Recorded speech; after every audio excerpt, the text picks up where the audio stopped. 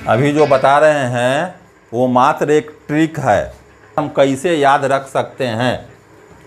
जैसे हमारा एंगल यहाँ होगा ए, अब इसी का हम रेशियो निकालेंगे बारी बारी से, साइन कॉस टेन, और रेशियो निकालेंगे तो पहला किसको निकालेंगे, 0 डिग्री का, फिर 30 डिग्री, फिर 45 डिग्री, ये 60 डिग्री, और फिर ये 90 डिग्री। तो हमको एंगल का मान हो गया 0, 30, 45, 60, 90। निकालना क्या है हमको, पहला हमको साइन निकालना है। अब साइन ये यहाँ लिखने का मतलब होता है कि यहाँ वाला 0 का वैल्यू है ये 30 या 45।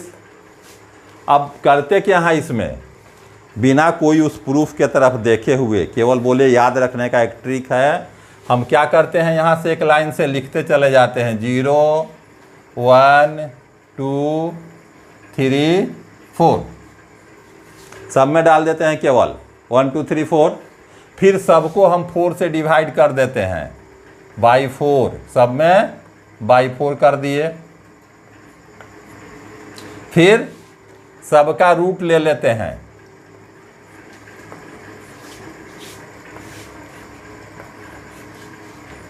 ये हम ले लेते हैं सबका रूट। ये हमारा साइन का वैल्यू होता है। इस चीज़ को और थोड़ा सॉल्व करके यहाँ दिखा देते हैं दोबारा साइन को। अब ये क्या होगा हमारा, 0/2 हो जाएगा, रूट से बाहर आएगा तो 0 में किसी भी चीज़ से भाग देंगे तो क्या होगा, 0, यानी साइन 0 का वैल्यू 0। इसका अगर रूट निकालेंगे तो क्या हो जाएगा, 1/2, यानी साइन 30 का वैल्यू 1/2। इसी तरह यहाँ अगर इसको काट दें तो 1/2 होगा, और 1 का रूट 1, 2 का रूट निकालेंगे तो √2 रह जाएगा ये। तो हमारा 45 का वैल्यू हो गया 1/√2। यहाँ 60 का निकालेंगे, √3 है तो √3 ही रहेगा, 4 का √2 हो जाएगा, और यहाँ 4/4 कट के 1 हो गया, 1 का √1। तो यानी ये हमारा साइन का वैल्यू हो गया। बिना उधर हम कैसे प्रूफ करते हैं, जाने हुए याद करने का तरीका।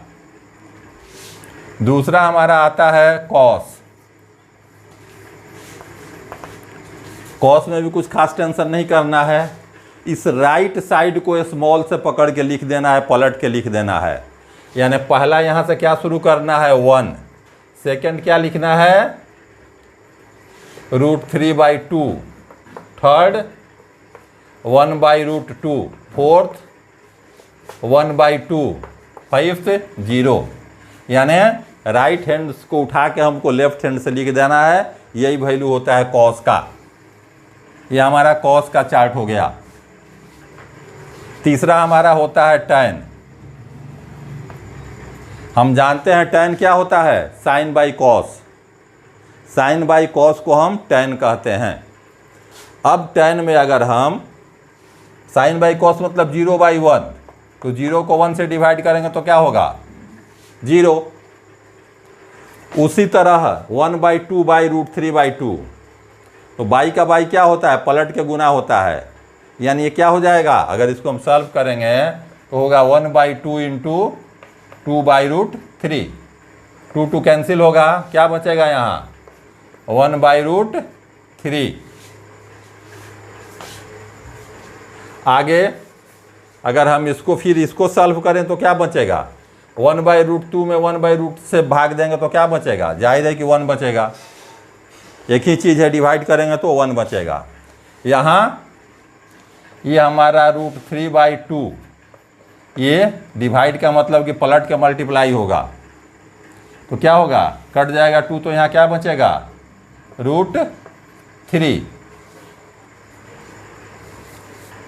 फिर ये 1/0, साइन बाई कॉस करना है, 1/0 करेंगे तो क्या हो जाएगा, सीधे हमारा हो जाएगा नॉट डिफाइंड।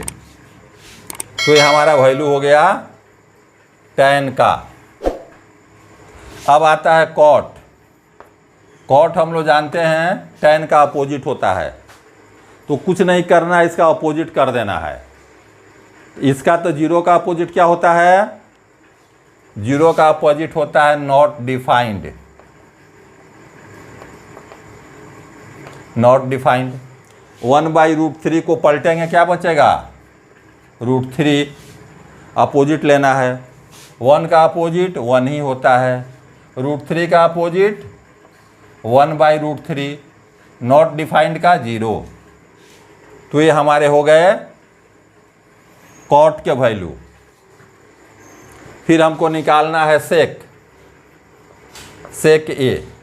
सेक हमारा कॉस का अपोजिट होता है, सिर्फ इसको अपोजिट कर देना है। 1 का अपोजिट 1 ही होगा। √3/2 का 2/√3। 1/√2 का √2। 1/2 का 2। 0 का अपोजिट नॉट डिफाइंड।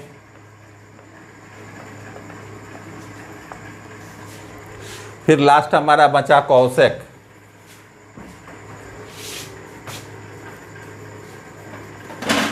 ये हुआ हमारा cosec A.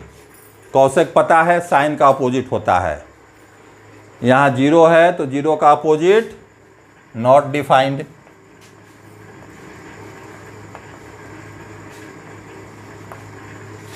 One by two का अपोजिट 2। 1/√2 का अपोजिट √2। √3/2 का अपोजिट 2/√3। 1 का अपोजिट 1। तो ये हमारे हो गए सारे वैल्यूज, यानी ट्रिगोनोमेट्रिक रेशियोज हमारे कंप्लीट हो गए। हमको 0, 30, 45, 60 और 90 इतना ही पर क्वेश्चन सॉल्व करने हैं।